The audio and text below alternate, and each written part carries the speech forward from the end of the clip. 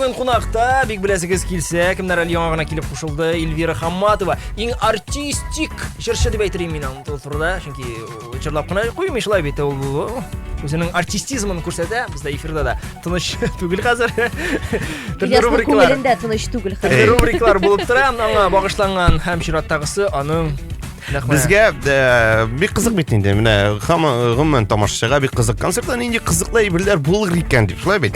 Ә без шуны белергә уйладык. Безнең махсус түгәрәк эшли радиода. Күрәзәчелек түгәрәге дип атала ул. Хәзер без менә синең каршында 3 конверт. Мәсәлән, менә монда. Бу беренче конвертта язылган исемнәр, ниндидер исем шулай бит. Монсында икенчесендә язылган ул шушы кеше нишләгәндер. Һәм менә шушы кеше нишләгән аркасында нәрсә килеп чыкканы. Нәтиҗәсе. Мәсәлән, 2 тапкыр 2 тигез була нәрсә.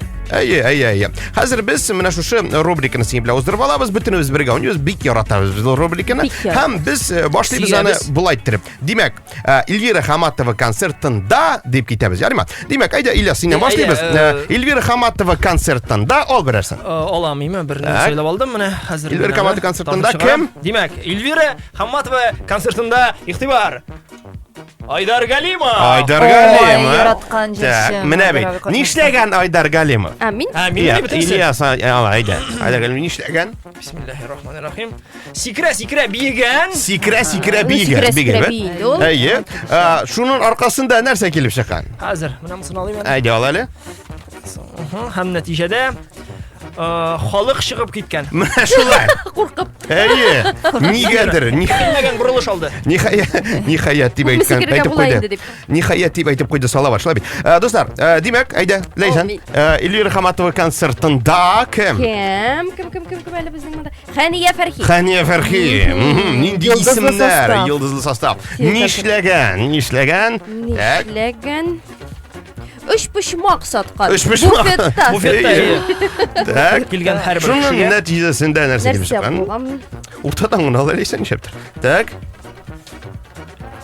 Халык йылы МЧСка шалтыраткан. Бигрәк тәмсез үч почмаклар булган икән. Нәрсәгә шалтыраткан? Почмак бит ул күптәнге теге үзенең концертыннан калган почмаклар булган. Әйдәгез белик әле Эльвира Хамматова концертында мин әйдә ярмасын соңыннан. Эльвира Хамматова концертында Ринат Рахматуллин.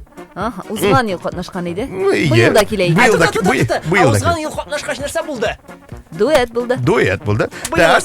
Шуның аркасында нишләгән Ринат Рахматуллин концертта шерек помидор атып утырган бу ел. Аңлыйсыңбы? Син аны чакырмагансың бу елны. Шуңа күрә ул килгән дә махсус. Шушы помидорларны атып утырган. Һәм нәтиҗәдә дуслар, халык торып басып алкышлаган дигән.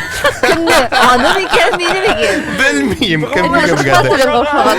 Так, әйдә, монда сиңа берешер генә конвертлар калды инде, әйдә, аш. Эльвира Хамматова концертында Кем? Нәфкат Нигъматуллин. Нишләгән Нәфкат Нигъматуллин? Сине сөям хәзер. Так. Шәл бәйләп утырган. Монсы безнең якларга хас шөгыль, безнең якларда шәл бәйлиләр. Шуның аркасында нәтиҗәдә шуның аркасында Путин килгән. Путин килде бит инде. Бүген килергә тиеш Путин. Һәм ул калган шуның аркасында һәм синең концертыңа килгән. Кыскасы, синең концертың почмаклар ашап. Үзеңнең концертыңа иртәгә Владимир Владимирович Путин килсен дисәң, син Нәфкат Нигъматуллинны чакырырга тиеш. Һәм шәл тоттырып куярга кирәк. Яра уйлап бетермен әлмим. Әйе. Достар, бик кызык булды.